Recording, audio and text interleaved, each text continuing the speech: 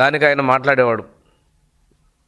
ప్రజలు కూడా తిరిగి మాట్లాడారు, ఏమని, నీ బాధుడే బాధుడు, తట్టుకోలేకపోతున్నాం, నేను తరిమి కొడతామని చెప్పేసి తరిమేశారు.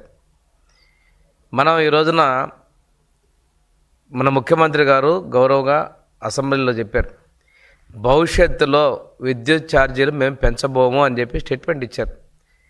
మేము విద్యుత్ ఛార్జీలు ఇంకా వీలైతే తగ్గిస్తామని చెప్పారు. గౌరవ ముఖ్యమంత్రి గారు చెప్పిన దానికి అక్షర సత్యంగా ఈరోజు మేము యూనిట్కి 13 పైసలు మేము విద్యుత్ ఛార్జీలు తగ్గిస్తున్నాం. ఇది ట్రూ డౌన్. ప్రజలకు మేము చెప్తున్నాం, ఇప్పుడు దాకా ట్రూ అప్ విన్నారు మీరు, ట్రూ డౌన్ కూడా వినండి. నవంబర్ 1వ తేదీ నుంచి ఈ తగ్గించినటువంటి ఛార్జీల్ని మేము అమలుపరుస్తున్నాం.